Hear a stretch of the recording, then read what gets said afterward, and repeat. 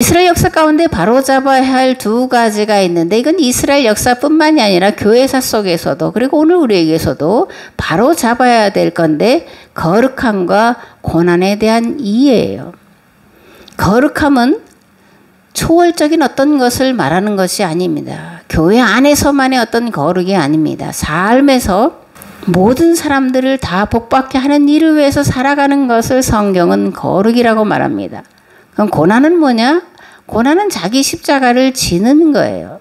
십자가는 신앙 생활로 인해 겪는 고난과 환난을 말하는 겁니다. 아멘. 살면서 누구나 겪는 일들을 고난이라고 하지는 않습니다.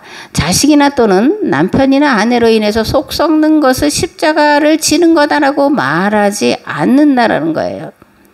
잘못된 선택이나 죄로 인해 겪는 것들은 고난이 아니라는 겁니다. 유대인들이 바벨론의 포로가 되어 신전에 일하러 꾸역꾸역 따라가는 것은 고난이 아니라는 거예요.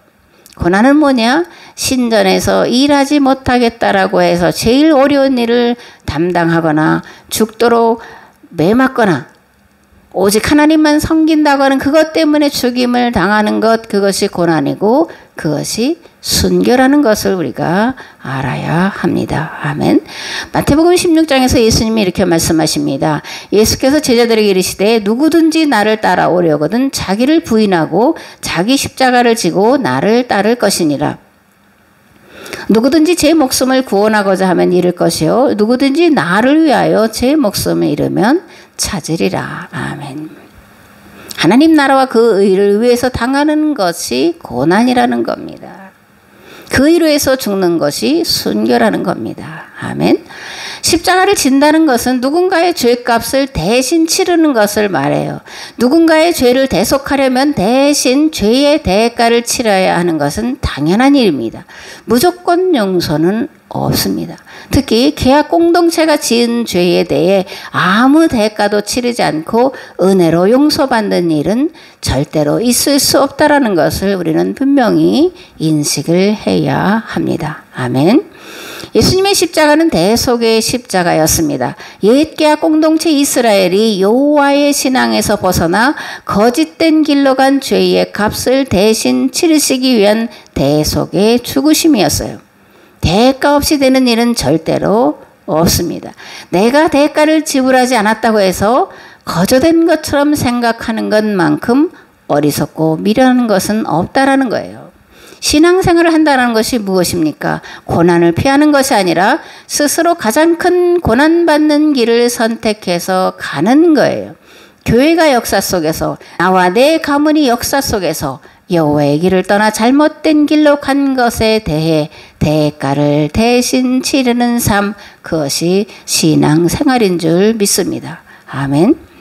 느헤미야는 아닥사스다 왕 때의 왕의 술 맡은 관원장이 되어서 수산궁에서 지내고 있었습니다. 그런데 그때 예루살렘으로부터 하나니라고 하는 동생이 찾아와요.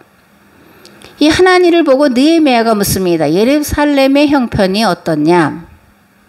그러자 하나니가 이렇게 대답합니다. 사로잡힘을 면하고 남아있는 자들이 큰 환난을 당하고 능력을 받으며 예루살렘 성은 허물어지고 성문들은 불탔나이다. 이런 하나님의 말을 듣고 느헤미야는 수일 동안 울며 금식하며 기도합니다. 하늘의 하나님 여호와 크고 두려우신 하나님이여, 주를 사랑하고 주의 계명을 지키는 자에게 언약을 지키시며 긍휼을 베푸시는 주여, 간구하나이다. 이제 종이 주의 종들인 이스라엘 자손을 위하여 주야로 기도하며 우리 이스라엘 자손이 주께 범죄한 죄들을 자복하오니 주는 귀를 기울이시며 눈을 여시사 종의 기도를 들으시옵소서. 나와 내 아버지의 집이 범죄하여 주를 향하여 크게 악을 행하여 주께서 주의 종 모세에게 명령하신 계명과 율례와 규례를 지키지 아니하였나이다. 아멘. 느헤미야는 이스라엘의 죄를 자신과 자신의 가문의 죄라고 고백하며 대신 회개의 기도를 드리고 있다라는 겁니다. 예수님은 이스라엘 계약 공동체가 여호와의 길을 떠나 바알의 길로 간 죄로 인해 계약이 파기될 지경에 이르렀을 때에 그들의 죄를 대속하기 위하여 세상에 오셨습니다. 이스라엘과 하나님 사이에 맺은 계약이 파기되는 것은 단지 이스라엘만의 문제가 아니고 모든 세상 만물을 구원할 길이 끊어지는 것이기 때문에 세상을 구원할 새롭고 산 길을 열어 놓으시려고 오셨다라는 거예요. 세리와는 이런 예수님을 보고 이렇게 외칩니다. 보라, 세상 죄를 지고 가는 하나님의 어린 양이로다. 아멘.